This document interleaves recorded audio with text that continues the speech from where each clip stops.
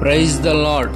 రక్షకుడును విమోచకుడు ఆది సంభూతుడైన యేసు నామంలో మీకు హృదయపూర్వకమైన వందనాలు. ఈ దినపు యేసయ్య కృపావార్త యూదా రాసిన పత్రిక 1వ అధ్యాయం 24వ వచనంలోంచి అగ్నిలో నుండి లాగినట్టు కొందరిని రక్షించుడి.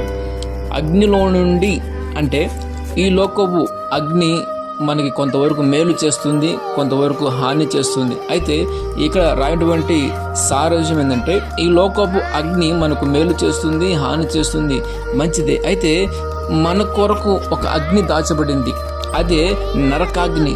ఈ నరకాగ్నిలో మానవాళి తప్పించబడాలి, మానవాళి ఆ నరకంలో పడకూడదని 2024 సంవత్సరాల క్రితం ఈ లోకానికి యేసు క్రీస్తులు ప్రభువురాడు సశరీరంగా సంచరించి ఎన్నో అద్భుతాలు, ఎన్నో మహత్కార్యాలు, ఎన్నో సూచక్రియలు ఆయన జరిగించారు. ఆయన పేరిట వచ్చిన వారికి జయం కలుగుతుంది. ఆయన నామంలో విశ్వసించి నమ్మిన వాడికి రక్షణ కలుగుతుంది. అంత మాత్రమే కాదు, వాడు తీర్పులోనికి రాడు. ఆయన నామంలో విమోచన, ఆయన నామంలో క్షమాపణ, ప్రతి వాని క్రియలు వాని వెంట వెళ్తాయి. అయితే ప్రియమైనటువంటి దేవుని బిడ్డలారా, ప్రభునందు మృతి నొందిన వారు ధన్యులు అని ఉంది. వారికి ప్రభునందు మృతి నొందిన వారికి ఆయన యందు ఎవరైతే రక్షణ, మారుమనసు, పాప క్షమాపణ పొంది ఉంటారో వీరందరూ ఎవరంటే ఆయన కొరకు బ్రతుకుతారో, ఆయన కొరకు ఈ లోకంలో నీతి యథార్థంగా బతుకుతారో వారి కొరకు పరలోకం సిద్ధపరచబడింది. వీరందరూ ఎవరంటే ప్రభునందు మృతి పొందిన వారు. అయితే ప్రభుని నమ్మక, ప్రభు వైపు తిప్పబడక, ప్రభు యొక్క ఆజ్ఞలు అనుసరించక, వాక్యము తెలియక, పరిశుద్ధతను గైకొనక, ఎందరైతే క్రీస్తు మార్గాల్లో అనుసరించక ఉంటారు చూడండి, పిరికివారు, అవిశ్వాసులు, నరహంతకులు, వ్యభిచారాలు చేస్తూ అబద్ధికులుగా ఉంటూ విగ్రహార్థికులుగా ఉంటారు కదా, వీళ్ళందరికీ నరక అగ్ని సిద్ధపరచబడింది. యేసునందు ఉన్నవారికి ఏ శిక్ష విధియు లేదు. ప్రియమైనటువంటి దేవుని బిడ్డలారా, అందుకే ఆయన అంటాడు, నా యందు ఎవరు నిలిచి ఉంటారో వారు ఫలించు ద్రాక్ష చెట్టు వాళ్ళు ఉంటారు. నా యందు ఫలింపని ప్రతి తీగ అది ప్రేకివేయబడి అగ్ని చేత కాల్చబడుతుంది. ప్రేమటువంటి దేవుని బిడ్డలారా, ఈ అగ్ని అనేది పొట్టును కాలుస్తుంది, అంతే, వ్యర్థత్వాన్ని కాల్చి వేస్తుంది. అందుకనే భక్తుడైనటువంటి యోహాను ఆయన ఏమంటారంటే, ఫలింపని ప్రతి చెట్టు నరకబడి అగ్నిలో వేయబడును. అంటే ఫలింపని ప్రతి చెట్టు నరకబడి అగ్నిలో వేయబడుతుంది. అంటే గోధుమ గింజల్ని మనం తీసుకుంటాం, పొట్టును మాత్రం దాన్ని కాల్చివేస్తారు. అంటే ఆత్మీయంగా కూడా ఫలింపని ప్రతి చెట్టుని, ప్రతి దాన్ని అది పెరిగివేయబడుతుంది. అంటే ఎందుకు పెరిగి వేస్తారంటే అక్కడ స్థలము ఆక్రమించుకుంటుంది, అది ఫలభరితంగా లేదు కనుక ఆ చెట్టును తీసివేస్తే మరొక చెట్టు ఫలిస్తున్నట్లుగా ఆ చెట్టు ఫలించని ప్రతి చెట్టును తీసివేయబడుతుంది. ప్రేమటువంటి దేవుని బిడ్డలారా, మనం ఫలించువారిగా ఉండాలి, బహుగా మనం ఫలించాలి, బహుగా క్రీస్తులో వేరుతన్ని బహుగా మనం ఫలించుదుగాక. ప్రేమటువంటి దేవుని బిడ్డలారా, దేవుని గ్రంథంలో దేవుని వాక్యం నుంచి కొన్ని విషయాలు ఉపదేశాన్ని మనం నేర్చుకుందాం. అదేంటంటే, అబ్రహామును జ్ఞాపం చేసుకొని అగ్ని గంధకముల నుంచి తప్పించాను. ఈ యొక్క అబ్రహాము ఎవరంటే బలిపీఠములు కట్టువాడు. అబ్రహాము ఎవరు అంటే నీతిమంతుడు. అబ్రహాము ఎవరంటే దేవుని యొక్క స్నేహితుడు. అబ్రహాము ఎవరు అంటే విశ్వాసులకు తండ్రి, విశ్వాసానికి ఒక పునాది వేసిన వాడు. ఈ అబ్రహాము ఎవరంటే దేవునికి భయపడినవాడు.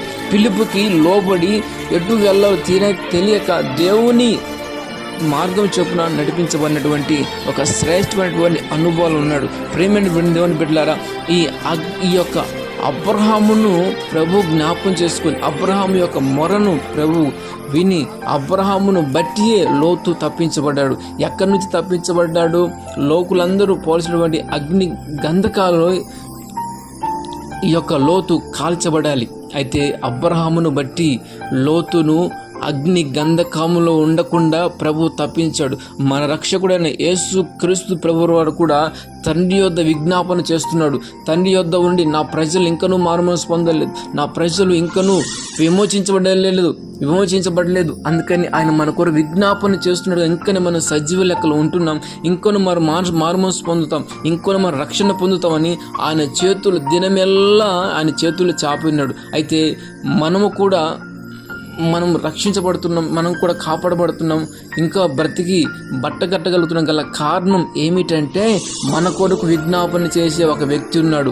అందుకని ఇంకొను మనకు క్షేమం కలుగుతుంది, ఇంకొను మనకు నెమ్మది కలుగుతుంది, ఇంకొను మనకు ఆయుష్ పెరుగుతుంది గల కారణం ఏంటంటే మనం ఇంకొను రక్షణ పొందాలి, ఇంకొను మనం మారుమనసు పొందాలి, ఇంకొను అతి పరిశుద్ధులు నడిపించబడాలి, నీతిలోంచి అధికమైన నీతిలో నడిపించబడాలి. అందుకని దేవుని యొక్క వాక్యం సెలవిస్తుంది కదా, నీతిమంతులు ఇంకనూ నీతిమంతులు ఉండేనేమో. ప్రేమటువంటి దేవుని బిడ్డలారా, మనము అబ్రహామును బట్టి లోతు ఎలా తప్పించబడ్డాడో మన యేసయ్యను బట్టి మనం తప్పించబడుతున్నాం, కాపాడబడుతున్నాం. అయితే మనం ఏం చేయాలంటే ఈ అగ్నిలోంచి తప్పించబడాలి అంటే ఇంకొన్ని మనం యేసయ్యను సొంత రక్షకుని అంగీకరించి దేవుని కొరకు మన సాక్షులుగా ఉండుముగాక. ప్రేమటువంటి దేవుని బిడ్డలారా, బైబిల్ గ్రంథంలో ఒక మాట రాయబడింది. అదేంటంటే మన కన్నైనా, మన యొక్క చెవులైనా, మన ముక్కైనా, కాళ్ళైనా, చేతులైనా ఏదైనా నేను అభ్యంతరపరచని ఎడల దానిని నరికివేయమంటున్నాడు. అంటే ఎందుకు నరికివేయమంటున్నాడంటే జీవ గ్రంథంలో ప్రేయరు వ్రాయబడకపోతే మనం అగ్నిగుండంకు వెళతాం. అందుకనే ధనవంతుడు అనే ఒక వ్యక్తి ఉన్నాడు. ఆయన దేనిని అభ్యంతరపరచలేదు, తిండి విషయంలో అభ్యంతరపరచలేదు, త్రాగు విషయంలో అభ్యంతరపరచట్లేదు. అలాగే తనకు మనసుకు నచ్చినట్టుగా, శరీరం కోరినట్టుగా, అందుకనే బైబిల్ ఒక మాట ఉంటుంది, తన ఇష్టం వచ్చినట్టుగా, అంటే తనకు మనసు నచ్చినట్టుగా, శరీరం కోరినట్టుగా ఊదారంగు బట్టలు కట్టుకొని ఊపిరాడకుండా తినుకుంటూ తన జీవనాన్ని కొనసాగిస్తున్నాడు. పేదల్ని కనికరించలేదు, అలాగే దేవుని కొరకు బ్రతకలేదు. అంటే ధనవంతుడు. అందుకనే బైబిల్ గ్రంథంలో ఆ యవనస్తుడితో ఒక మాట చెప్పినప్పుడు, నీ ఆస్తి అమ్మి బీదలకు అమ్మి నన్ను వెంబడించమన్నప్పుడు అతడు మిగుల దుఃఖపడి మరలా వెనక్కి వెళ్ళిపోయాడు. అంటే లోకంలో మళ్ళీ కలిసిపోయాడు. అంటే ప్రేమటువంటి దేవుని బిడ్డలారా, అందుకనే ధనవంతుడు దేవుని రాజ్యంలో ప్రవేశించుట దుర్లభని దేవుని యొక్క వాక్యం సెలవిస్తుంది. అందుకనే మనకు ఏది దేవుని రాజ్యానికి, దేవుని యొక్క ఆ రాజ్యానికి మన హక్కుదారులు కాకుండా ఏది మనల్ని దూరం చేస్తుంది, ఏ విషయంలో దేవుని దూరం అయిపోతున్నాం. అందుకనే యేసు ప్రభుల వారు అంటారు, ఏది నిన్ను అభ్యంతరపరుస్తుందో, ధనమా, కులమా, స్నేహాల, అనుభవాల, అభిరుచుల, ప్రేమటువంటి దేవుని బిడ్డలారా, నిన్ను ఏది దూరం చేస్తుందో నాకు తెలియదు, కానీ దేవుడు అంటున్నాడు, నిన్ను అభ్యంతరపరుచున్నది జీవానికి, నిత్య జీవానికి, నిత్యత్వంలో పేరు ఉండడానికి, నువ్వు ఈ అగ్నిలో తప్పించబడ్డానికి ఏది నిన్ను దూరం చేస్తుందో దాన్ని నువ్వు నరికివే అంటున్నాడు. ఆయన సాక్షాత్తుగా యేసు ప్రభువు వారి మాట చెప్తున్నాడు, కన్ను పెరిగివేయి. ఒక కన్ను నువ్వు జీవంలో ప్రవేశించిన మేలు కదా, ఒక కాలు నీ జీవంలో ప్రవేశించిన మేలు కదా. అగ్నిలో నువ్వు నరకబడి యాతనలో పడుట కంటే ఈ యొక్క ధనవంతుడు అగ్నిగుండంలో పడివేయబడి యాతన పడుతున్నాడు. అబ్రహమా, నాకు ఒక చుక్క నీరు కావాలని యాతన పడుతున్నాడండి. అతడు నీళ్ళిచ్చేవారు ఎవరూ లేరు. ప్రేమటువంటి దేవుని బిడ్డలారా, ఈ వాక్యం ఎవరైనా కావచ్చు, ఈ యొక్క ధనవంతుని వలె అభ్యంతరపరచకుండా ఈ లోకంలో మనం బతుకుతున్నామంటే ఒకవేళ మనం నరకాగ్నికి దగ్గరగా ఉండొచ్చేమో. అయితే ప్రేమటువంటి దేవుని బిడ్డలారా, దేవుని రాజ్యానికి, జీవాన్ని, అక్షయతను, వెలుగులను తీసుకొచ్చినటువంటి యేసయ్య దగ్గరకు వచ్చి మన పేర్లు జీవగ్రంథంలో ఉంచుకొని ఏది అభ్యంతరపరుస్తుందో, ఏ విషయాలు దేవునికి అభ్యంతరపరుస్తున్నాయో, దేవుని రాజ్యానికి, దేవుని యొక్క వాక్యానికి, దేవుని పరిశుద్ధతకి అభ్యంతరపరుస్తున్నాయో వాటిని మనం తొలగించుకుందుముగాక. తొలగించబడినటువంటి మన జీవితాల్లో జీవ గ్రంథంలో పేర్లు లిఖించబడతాయి. మన జీవంతో మనం పాలువారు ఉంటాం. అంటే ఆయన వెంబడించిన వాడు జీవపు వెలుగులో ఉంటాడంట. అంటే ఆయన మరణాన్ని కొట్టివేస్తాడు, అక్షయతను, వెలుగును, జీవాన్ని వెలుగు తీసుకొచ్చాడు. ఇప్పుడు ఆయన జీవం మనం ఉంటే ఆయనలో ఏ స్వభావం ఉందో ఆ స్వభావం మనం ధరించుకుందుముగాక. ఆమేన్. ప్రేమటువంటి దేవుని బిడ్డలారా, మరొక మాట ఏంటంటే, వారు అగ్ని బలమును చల్లార్చిరి. ఇప్పుడు అగ్ని మనం ఏం చేయలేదు, నరకాగ్ని. ఇప్పుడు లోకములో పోలీస్ స్టేషన్లు ఉన్నాయి, కోర్టులు ఉన్నాయి, అన్నీ ఉన్నాయి. అవి అందరికీ కాదు. ఎవరైతే తప్పులు చేస్తారో, ఎవరైతే నేరాలు ఘోరాలు దుర్మార్గ క్రియలు చేస్తారో వారి కొరకే అవి ఉంచబడింది. ఇప్పుడు నరకాగ్ని అందరి కొరకు కాదు ఉంచబడింది. ఎవరైతే నీతి తప్పి, ఎవరైతే పాపమార్గం నడుస్తూ పాపపు జురుకుంటూ పాపమాలు నడిపించబడతారో వారి కొరకు మాత్రమే ఈ అగ్నిగుండం ఉంచబడింది. మనల్ని సృష్టించారు కదా యేసయ్య.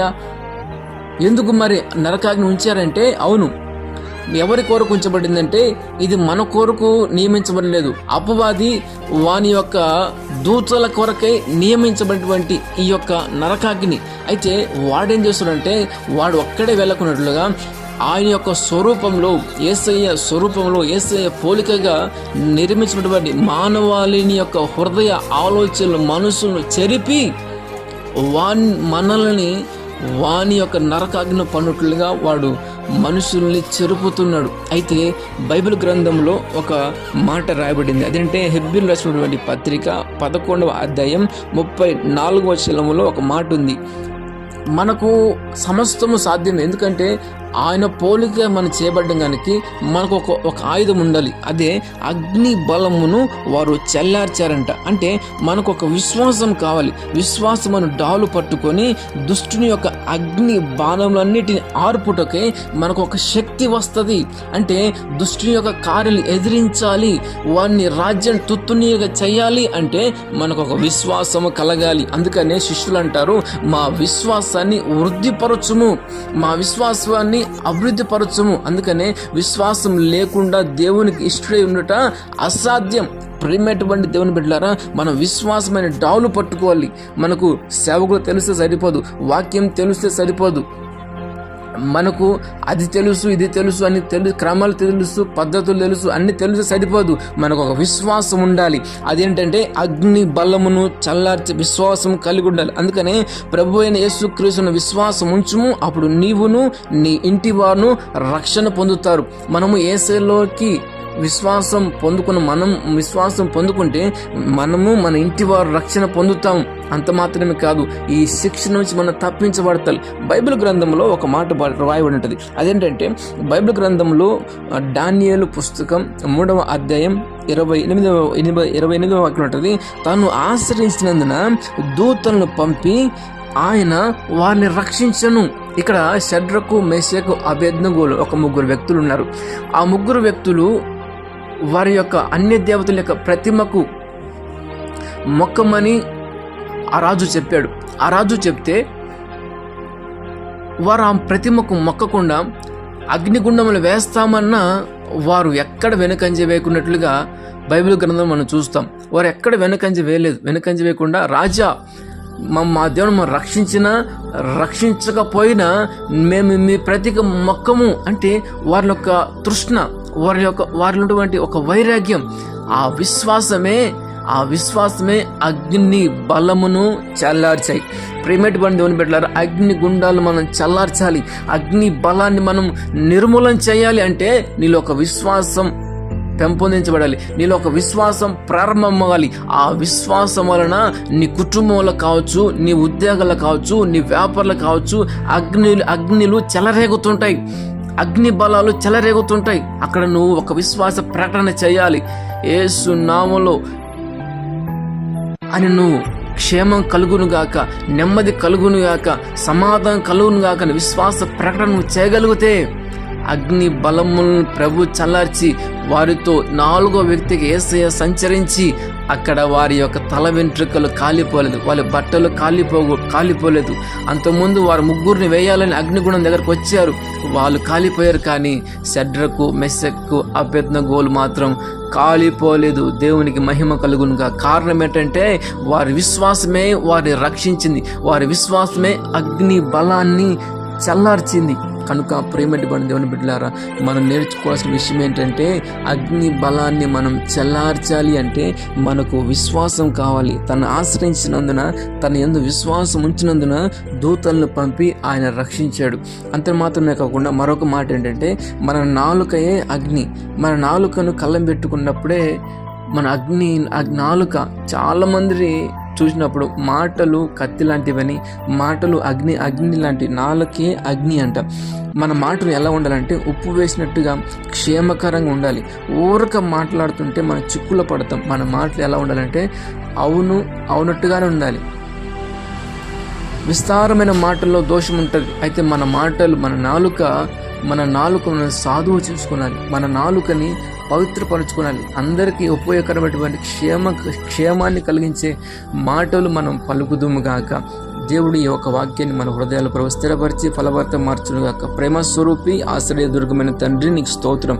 అగ్నిలోంచి లాగినట్టు కొందరు రాగమని సెలవిచ్చారు ప్రభు. అగ్ని బంధకాల నుంచి మేము తప్పించబడినట్లు సహాయం చేయండి. నాలుక అనే అగ్నిని తప్పించబడినట్లుగా అబ్రహామును జ్ఞాపకం చేసుకుని లోతును అగ్ని గంధకాలను తప్పించినట్లుగా మమ్మల్ని మీరు తప్పించండి. ఎవరో మా జీవితాల్లో అభ్యంతరపరుచినటువంటి వాటిని తొలగించుకొని నిత్య రాజ్యానికి, నిత్య జీవానికి వారసులు మనం మార్చమని వేడుకుంటున్నాం ప్రభు. అగ్ని బలాన్ని చల్లార్చే విశ్వాసాన్ని మనం పెంపొందింపచేసి నీ రాజ్యాన్ని మమ్మల్ని సిద్ధపరచమని వేడుకుంటూ యేసు నామములో అడుగుచున్నాము తండ్రి. ఆమేన్, ఆమేన్.